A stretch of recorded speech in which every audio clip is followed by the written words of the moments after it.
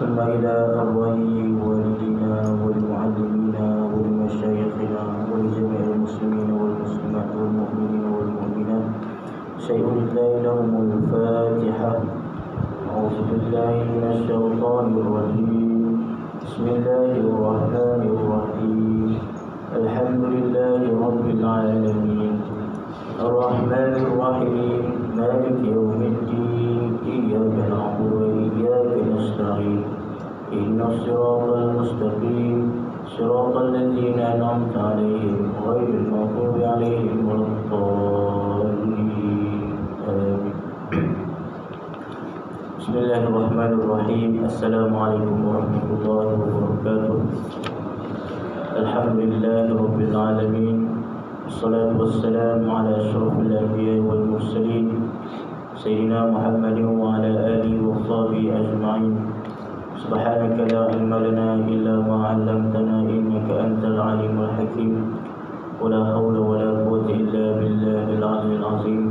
اللهم صل على سيدنا محمد الفاتح لما أغلق والخاتم لما سبق ناصر الحق بالحق والهادي إلى صراطك المستقيم وعلى آله حق قدره ومقداره العظيم. اللهم لا سهل إلا ما جعلته سهلا وأنت تجعل الحزن إذا شئت سهلا. رب اشرح لي صدري ويسر لي أمري واحلل عقدة من لساني يفقهوا قولي. ربنا زدنا علما وارزقنا فهما صحيحا برحمتك يا أرحم الراحمين. أما بعد. Alhamdulillah, pertama dan selamanya marilah kita panjatkan puji dan syukur kita kepada Allah Subhanahu wa taala dengan limpah kurnia serta inayah daripadanya.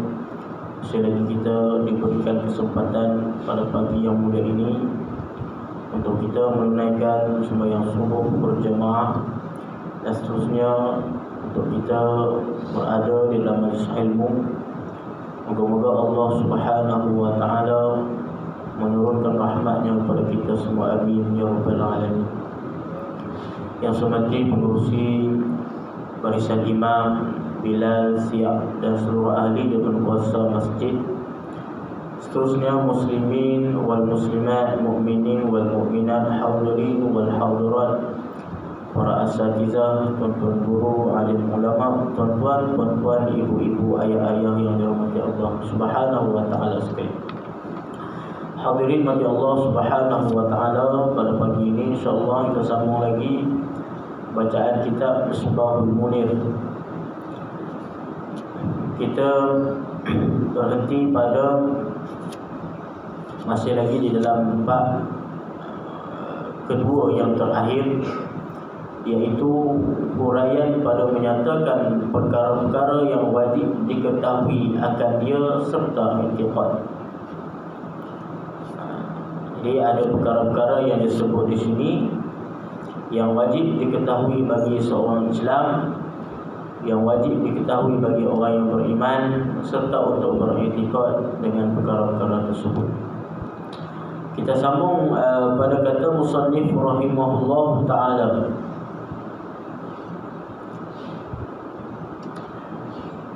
Dan wajib i'tiqad pula bahwasanya Nabi kita Muhammad sallallahu alaihi wasallam dibawa berjalan malam daripada Mekah kepada Baitul Maqdis dan daripadanya kepada langit yang tujuh dan kepada Sidratil Muntaha, kepada Arash dan Kursi dan kepada Mustawa. Kemudian melihat ianya Nabi akan Tuhan dengan ketiadaan berkaifiat dan berkata-kata akan dia oleh Tuhannya, dan difardu ke atasnya sembahyang 5 waktu.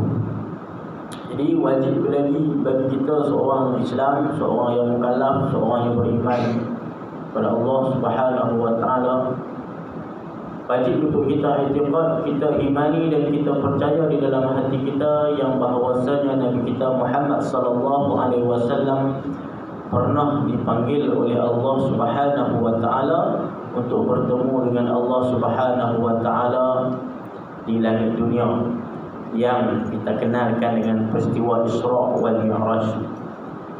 Jadi wajib kita iman. Maksudnya kita kena percaya yang bahawasanya Nabi Muhammad SAW dinaikkan oleh Allah Subhanahu wa taala daripada Mekah ke Baitul Maqdis, kemudian daripada Baitul Maqdis Mi'raj naiknya Nabi sallallahu alaihi wasallam dibawa oleh malaikat Jibril untuk bertemu dengan Allah Subhanahu wa taala dan untuk mengambil syariat sembahyang.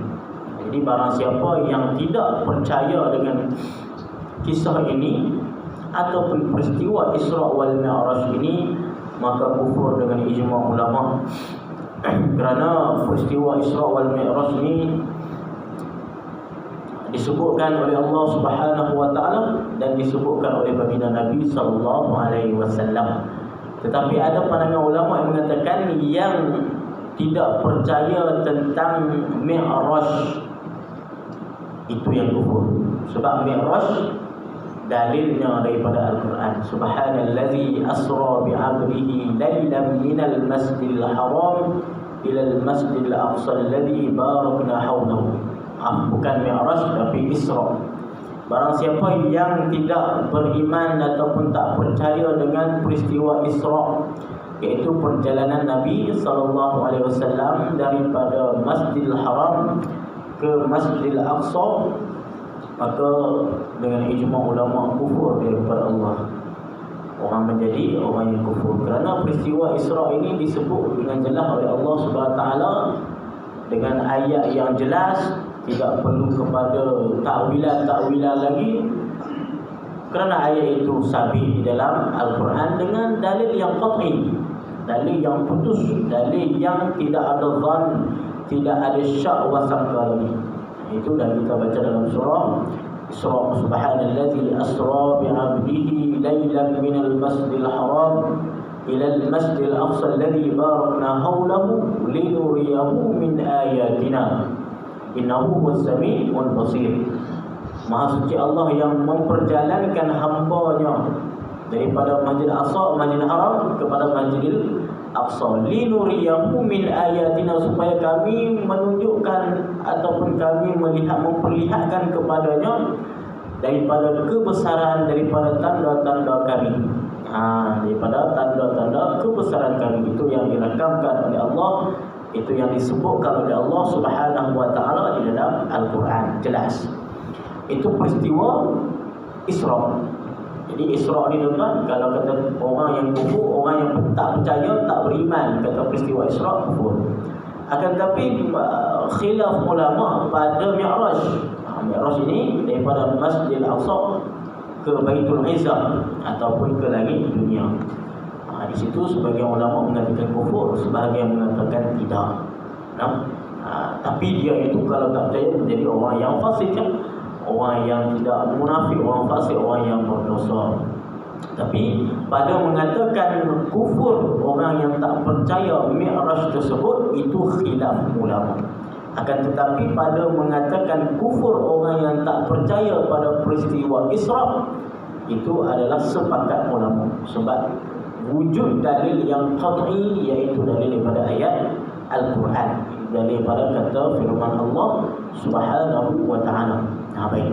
Jadi sebahagian daripada perkara yang wajib kita percaya tuan, itulah peristiwa Isra dan Mi'raj. Nabi SAW dibawa oleh Allah Subhanahu wa ta'ala naik untuk berjumpa dengan Allah Subhanahu wa ta'ala dan mengambil syariat sembahyang 5 waktu. Yang kisah ini masyhur, kita duk dengar selalu. Datangnya bulan ataupun peristiwa hari Isra Mi'raj, sentiasalah kita ada dengar ceramah-ceramah yang berkisahkan dengan Isra Mi'raj, yang ceritanya itu sangat panjang, yang kita pun sudah sentiasa mendengar. Daripada Nabi SAW 50 waktu dikurangkan sampailah tinggal 5 waktu yang ada kita duduk sembahyang lah ni sekarang ini. Daripada 5 waktu, 50 waktu dikurangkan. Jumpa Nabi Musa AS.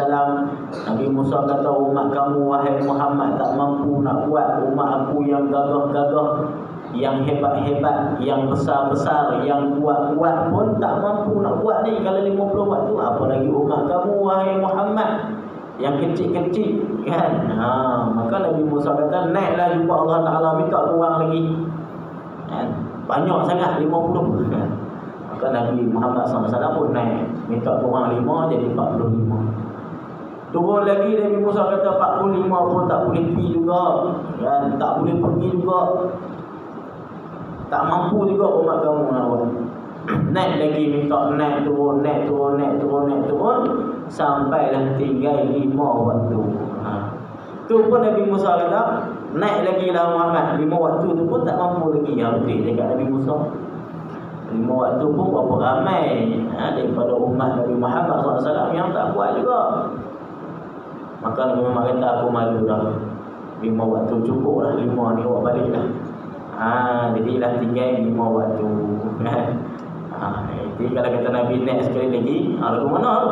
Tak ada lah dia yang Allah lah. Tapi itu adalah di atas kehendak Allah Ta'ala. Allah Ta'ala dah tulis dah. Peristiwa tu asbab wal musabab sahaja. Baik. Jadi wajib kita tahu. Dan ia melihat Nabi akan Tuhan dengan ketiadaan berkaifiat. Nabi jumpa Allah Ta'ala tapi tanpa berkaifiat. Maksudnya laisa kamitslihi syai' wa huwas samiul basir. Yang kita pun sudah bahaskan secara panjang lebar di dalam kitab ni, Misbahul Munir ni. Tidak ada yang sama, yang serupa dengan Allah Subhanahu wa Ta'ala. Jadi Nabi tengok tanpa berkaifiat. Tapi bila mana Nabi SAW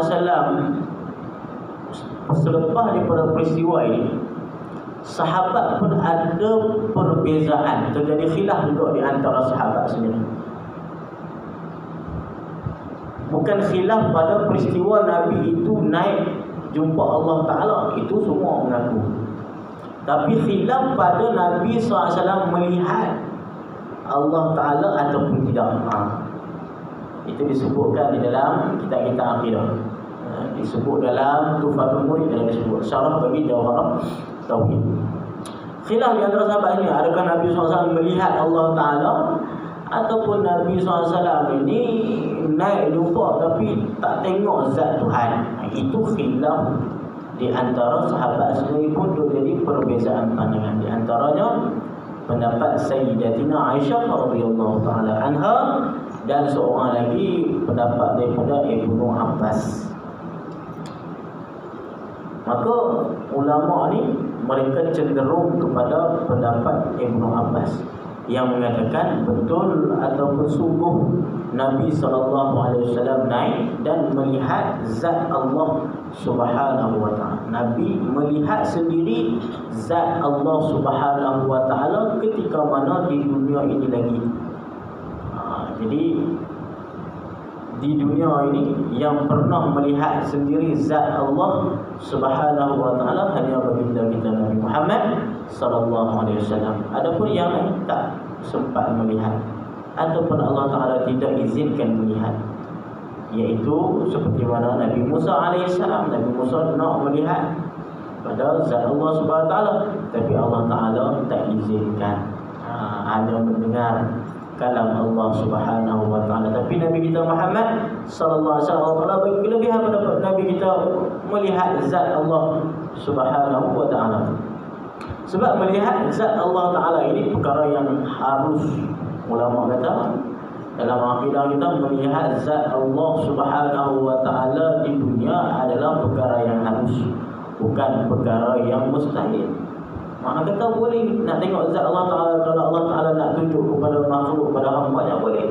Tapi yang diberikan khusus iaitu hanya Nabi kita Muhammad sallallahu alaihi wasallam. Tak mustahil boleh melihat zat Allah Subhanahu wa Ta'ala. Dalilnya Nabi Musa alaihi salam minta kepada Allah untuk tengok Allah. Kalau kata mustahil, Nabi Musa tidak minta, sebab seorang nabi tidak akan meminta perkara yang mustahil. Itu dalil yang dibawa oleh ulama. Kalau kata mustahil melihat zat Tuhan di dunia, maka Nabi Musa dari awal lagi tak akan minta kepada Allah untuk melihat zat Allah. Tapi kerana harus, jaiz di dunia ini melihat zat Tuhan, zat Allah, maka sebab itu Nabi Musa minta kepada Allah Subhanahu Wa Taala untuk melihat zatnya. Maka itulah dalil yang dibawa oleh ulama mengatakan boleh melihat zat Allah Subhanahu wa taala di dunia. Maksudnya harus, tidak mustahil. Tapi yang diberi peluang, yang diberi keistimewaan hanya pada Nabi Muhammad SAW. Tak ada orang lain yang boleh melihat. Tapi kita etikad orang-orang beriman, kita akan dapat melihat zat Allah Subhanahu wa taala di syurga kelak. Itu di antara nikmat yang terbesar. Baik.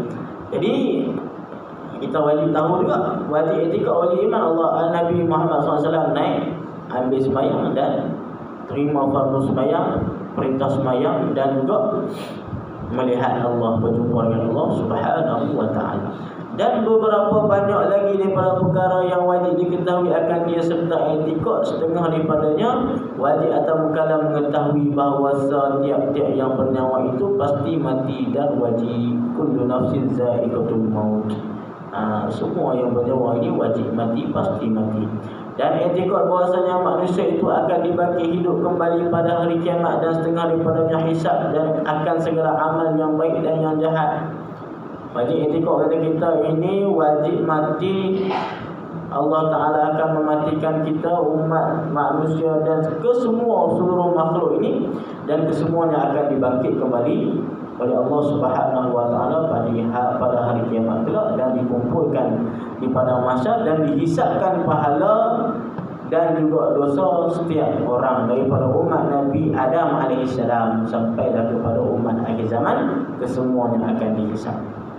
Itu pun sebahagian perkara yang kita etikad. Ini berbeza dengan etikad orang ahli falsafah.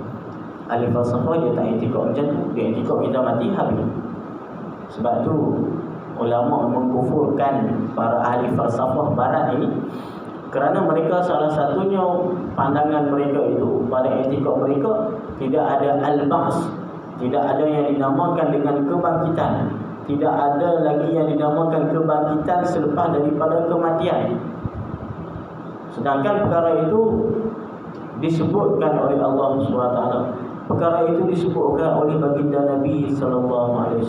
Perkara itu menjadi perkara yang wajib diiktikadkan oleh kita orang yang beriman pada Allah SWT.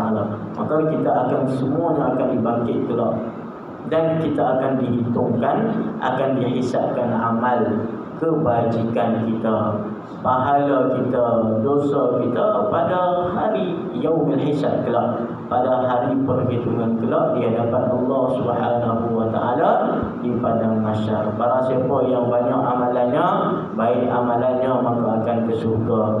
Barang siapa yang buruk amalnya, maksiatnya banyak melebihi daripada kebaikan, daripada pahalanya, dosanya lebih banyak, maka akan ke neraka. Walaupun orang itu orang yang beriman, yang akhirnya Allah Ta'ala akan keluarkan semula selepas daripada habis. Jadi banyak tuan-tuan kitab-kitab yang kita boleh baca. Di antaranya ada satu kitab yang menyebutkan tentang hari kiamat, tentang syurga, nikmat neraka. Antaranya satu kitab yang bernama Daqaiqul Akhbar fi zikri jannati wan nar. Kitab Daqaiqul Akhbar. Dan banyak lagi kitab-kitab yang ditulis ulama tentang menceritakan keadaan-keadaan manusia, keadaan makhluk pada hari kiamat kelak. Ada yang pada menunggu hisab tersebut, ada yang kerana terlampau panasnya, ada yang peluhnya itu dekat buku lagi, panas sangat.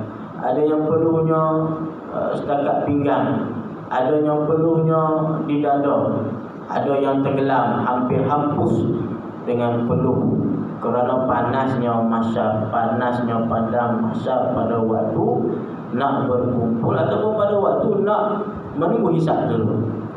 Maka pada waktu itulah baginda Nabi SAW diberikan keistimewaan oleh Allah SWT untuk memberi syafaat pada hari tersebut. Yang itu yang kita kenalkan dengan syafaatul uzma, syafaat yang besar daripada baginda Nabi SAW, iaitu syafaat untuk mempercepatkan hisab. Sebab tidak ada nabi dan orang yang boleh bagi syafaat pada waktu itu melainkan baginda Nabi kita Muhammad sallallahu alaihi wasallam. Maka umat manusia pergilah minta syafaat tadi kepada baginda Nabi, dan baginda Nabi sallallahu alaihi wasallam sujud dan berdoa kepada Allah Subhanahu wa taala untuk dipercepatkan hisab. Maka Allah Subhanahu wa taala memperkenankan hisab, memperkenankan dicepatkan. Sebab apa tuan-tuan? Sebab sebagai ulama mengatakan lamanya waktu kita menunggu hisab tersebut berpuluh ribu tahun. Nak hisab tu saja, daripada bangkit berkumpul nak hisab amal seorang-seorang itu lama. Sebahagian mengatakan dalam kitab ini pendapat ulama, sebahagian mengatakan 40,000 tahun, sebahagian mengatakan 30,000 tahun. Jadi lama. Kalau kita nak bandingkan pula kan, 40,000 tahun di akhirat dengan 40,000 tahun di dunia tak sama. Jadi lama. Jadi nak hisab orang-orang, nak masukkan ke dalam syurga neraka itu pun lama. Maka waktu itu umat manusia ada yang tidak tahan, ada yang pandahnya, ada yang bermacam-macam hal keadaan mereka pada waktu itu mengikut kepada amal masing-masing. Maka mereka minta kepada baginda Nabi SAW untuk memberi syafaat, untuk berdoa pada Allah supaya Allah Subhanahu wa taala mempercepatkan hisab. Kisahnya kan pergi dulu semua kepada Nabi Adam AS. Nabi Adam kata, aku tak boleh bagi syafaat hari ini. Pergi pula kepada Nabi Ibrahim, pergi pula kepada Nabi Musa, pergi pula kepada Nabi Isa, sama. Ibrahim kata aku tak mampu, Nabi Musa pun kata tak mampu. Aku malu hari ini dengan Allah Ta'ala. Nabi Isa pun sama, aku malu hari ini dengan Allah Ta'ala. Aku tak mampu nak tolong kamu semua. Itu semua umat manusia, bukan umat Nabi Muhammad ni. Semua umat manusia. Kan? Maka pergilah kepada Nabi kita Muhammad sallallahu alaihi wasallam, dan Nabi Muhammad perkenankan syafaat tersebut. Jadi syafaat ini tuan-tuan, dia ada banyak. Ada yang dipanggil syafaatul uzma, ada juga syafaat-syafaat yang lain. Syafaat ni, yang syafaatul uzma hanya yang boleh bagi syafaat ni ada Nabi kita Muhammad SAW. Tapi syafaat-syafaat yang lain ada juga disebutkan pembahagian syafaat ini kepada selain daripada Nabi. Alim ulama boleh bersyafaat, boleh. Orang yang mati syahid juga diberikan syafaat. Maksudnya kita boleh minta tolong. Syafaat maksudnya ada pertolongan pada hari kiamat kelak dengan orang mati syahid, syuhada, para ulama. Al-Quran sendiri itu sudah syafaat kepada orang yang membacanya. Itu disebutkan Nabi SAW, Iqra'ul Quran fa innahu ya'ti lakum yawmal qiyamah syafi'an li ashabi.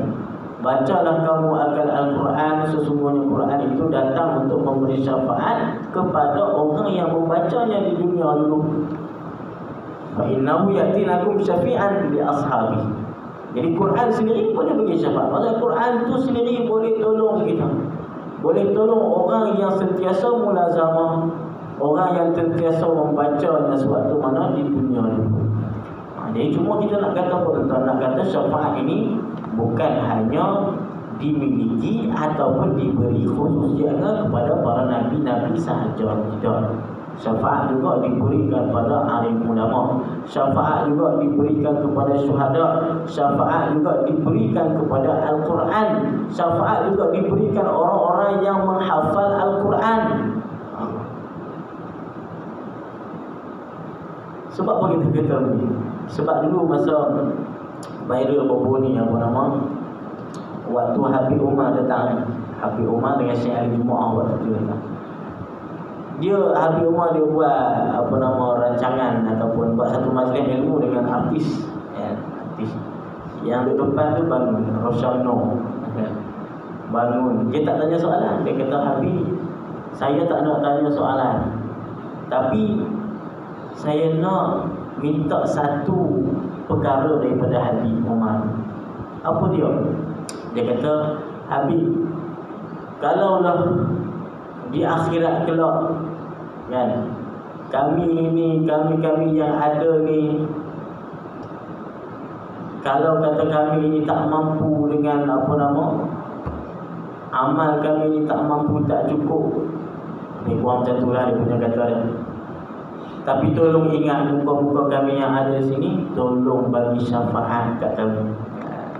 Kan itu menjadi beban besar. Orang dengar apa dia ni, duk minta syafaat kat Habib pula, minta syafaat kat Nabi. Kan?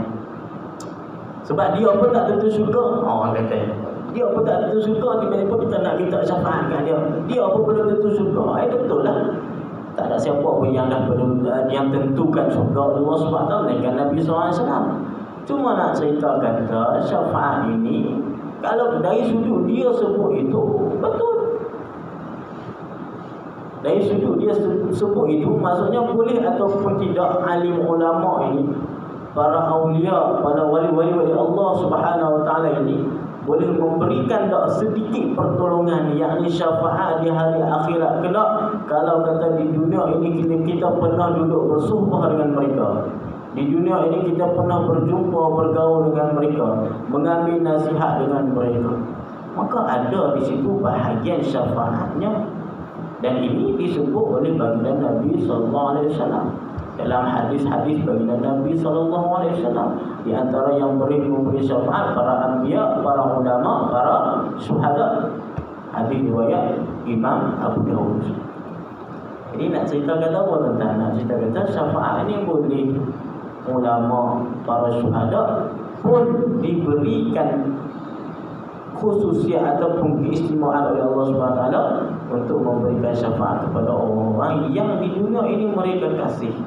Tapi syaratnya ulama itu ulama yang betul-betul ulama akhirat, kan? Ulama yang ulama ahlullah, bukan ulama surah, bukan ulama dunia, bukan ulama yang dia ada kepentingan yang lain, dia gunakan ilmunya untuk kepentingan dunia dan sebagainya. Tapi ulama yang disebutkan mukhlisina lahuddin, ulama yang ikhlas di dalam agama, berjuang agama ni untuk Allah, untuk agama Allah Subhanahu Wa Taala, semata-mata redha dan rahmat daripada Allah Subhanahu Wa Taala. Maka tuan-tuan, kita di dunia ni jangan, kalaupun kita tak suka, jangan mencaci dan menghina. Itu saja. Kita tak suka untuk guru ni, ulama ni, bahkan ulama yang sudah dikenalkan dan diiktiraf. Habib Umar tu diiktiraf seluruh dunia Islam. Syekh Ali Jumaah tu diiktiraf. Syekh Ali Jumaah ni dikatakan antara salah seorang orang yang hidup ni, ada antara orang yang paling alim hidup di dunia lah ni. Syekh Ali Jumaah antaranya. Kalau kata kitab usul fiqh tu dibakar semua, cukup dah Syekh Ali Jumaah tu seorang je. Dia boleh buat keluar dah pada Al-Quran, pada hadis, boleh istinbat dah hukum, kata ulama sebagainya. Anak itu hebat mereka. Jadi kalaupun kita tak suka kepada pandangan, pendapat dia perbezaan pendapat ni biasa, kan? Sebab tu masa Syekh Ali Jumaah datang tu, ada pendapat-pendapat yang dia bagi, ada yang tidak sesuai ataupun tidak digunakan di tempat kita pun memang ada. Salah satunya itu tentang duit kertas adalah bukan item ribawi. Duit kertas itu tak ada riba. Jadi bila orang tanya kat Syekh Ali Jumaah, dia kata tak ada riba. Dekat bank-bank ni pun tak ada riba. Sebab bank tu duit tu pakai duit kertas. Sebab disebutkan dalam item ribawi itu anaqdan ni emas, perak. Sebab dulu dipakai emas dan perak sebagai mata wang. Jadi dia ada ribawi itu di situ, emas, perak, anaqdan dan juga tu'am. Kalau kita baca dalam kitab-kitab fiqh, bacalah dalam kitab Minhaj ke, baca dalam kitab Fathul Mu'in dan kitab fiqh mazhab kita, memang tak sebut duit kertas itu sebagai item ribawi.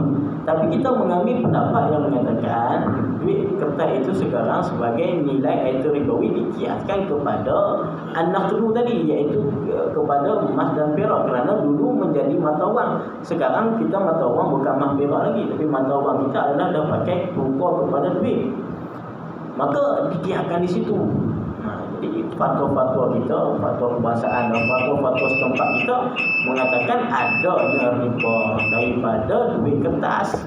Tapi pendapat Syekh Jemaah tak ada. Itu kita khilaf di dalam masalah tersebut boleh. Yang viral sekarang apa tentang masalah menyapu di atas token. Viral baru ni 2-3 hari ni. Kan dalam dalam fiqh kita kan ada bab khuf, mashu 'alal khuf, menyapu di atas khuf. Khuf ini dia bukan, kalau tengok dalam kitab fiqh yang syaratnya itu, dia bukan macam stokin ni. Khuf ini dia tutup, syaratnya tutup semua sampai ke atas buku lali. Kemudian khuf ini boleh dipakaikan untuk tahan di dalam perjalanan yang lama. Maka kalau kata kita pakai dalam keadaan suci, kemudian kita berhadas, kemudian kita nak mengambil wuduk, boleh dengan hanya kita menyapu di atas khuf itu tadi, tanpa kita membasuh kaki. Itu dalam mazhab kita. Jadi ada dua pendapat kata boleh stokin pun boleh. Tapi tengok kepada syarat-syaratnya. Stokin itu asalnya tidak tidak mencukupi syarat khuf. Tapi pendapat Syafi'i Jemaah kata boleh, dan beberapa pendapat ulama lagi. Ini terjadi kerana perbezaan itu tengok kepada tempat juga. Jadi kita nak memakai stokin itu tempat negara kita, negara panas, bukan negara sejuk, tuan kan. Ini adakah perlu dengan kita hanya menyapu atas stokin tanpa kita buka? Sedangkan kalau kita buka stokin pun tidak menjadi satu bebanan yang besar, sebab kita panas, bukannya sejuk. Tapi kalau pergi negara sejuk, malah nak buka stokin lah. Saya duduk musim tu, awal tu musim sejuk, bulan 1. Sejuk, nak mandi pun malas. Nasib baik ada heater. Kalau tak ada water heater tu pakai tak mandi lah. Pagi ke tengah hari ke malam sejuk kan. Di situ boleh dipakaikan walaupun stokin, tapi boleh mencukupi syarat. Itu semuanya ada perbezaan pandangan yang itu hanya bukannya menimbulkan kepada perpecahan. Dan itu tidak sedikit pun kita menimbulkan kepada kita memperlekehkan. Tak boleh memperlekehkan ulama macam tu. Walaupun kita ada perbezaan pandangan dengan dia, tapi perbezaan yang menjadi rahmat, bukan yang perbezaan yang menjadi satu benda, satu perkara yang kita nak mencela, mencaci ulama tersebut. Sebab zaman ni zaman yang orang nak cari kesalahan ulama ni pun banyak kita tengok lah ni. Dengan buat videonya tu, react sana react sini. Ini masalah kan. Bukanlah kita nak kata ulama tu maksud, tak. Tapi ada adab dia kalau kita nak mengkritik. Ulama dulu dia mengkritik, bukan zaman sekarang. Kritik react ni dulu lagi. Bila adanya satu ulama keluar pendapat, keluar fatwa, tak puas hati ataupun kita rasa itu fatwa itu tak betul, tak tepat, tulis pula kitab untuk tolak kepada pandangan tersebut, ataupun bawa berbincang untuk mencari jalan penyelesaian. Bukannya dengan react ataupun bukan dengan mengutuk, mencaci, mencela dan sebagainya. Itu bukan daripada sunnah Nabi sallallahu alaihi wasallam. Baik, sikit lagi tuan-tuan kita habiskan. Maka dan setengah daripadanya ditimbang akan segala amal yang ditimbang di hari akhirat kelak. Dan setengah daripadanya wajib i'tikad bahwasanya lalu sekalian manusia itu di atas jambatan siratul mustaqim. Ini jambatan di antara surga nak pergi ke surga, bawah itu dikatakan neraka. Itu jambatan siratul mustaqim. Jambatan yang dibentang di atas mulut neraka, dan setengah daripadanya surga dan neraka. Jambatan yang dibentangkan di atas mulut. Siapa yang lepas tu masuk dalam neraka, yang tak lepas jatuh dalam masuk surga, yang tak lepas jatuh dalam neraka. Dan kedua-dua itu sudah ada sekarang. Allahumma ja'alna min ahli jannah wa la taj'alna min ahli nar. Jadi dua-dua itu dah ada. Surga dah ada dah sekarang, neraka pun dah ada dah sekarang. Dan Allah Ta'ala tidak binasakan ataupun Allah Ta'ala tidak hancurkan surga dan neraka sewaktu terjadinya hari kiamat kelak, yang telah kita bahaskan dulu pada sifat baqa, sifat kekal. Jadi baqa ada dua, ada baqa yang zati, ada baqa yang aridi. Baqa zati hanya Allah Subhanahu Wa Taala. Baqa aridi inilah sebahagian daripada makhluk Allah Subhanahu Wa Taala yang Allah Taala kekalkan, tidak musnahkan pada hari akhirat kelak. Di antaranya surga dan juga neraka. Kerana surga dan neraka sudah ada. Jadi katanya Allahumma ja'alna min ahli jannah. Ya Allah, jadikanlah kami daripada ahli-ahli syurga. Wa la taj'alna min ahli nar.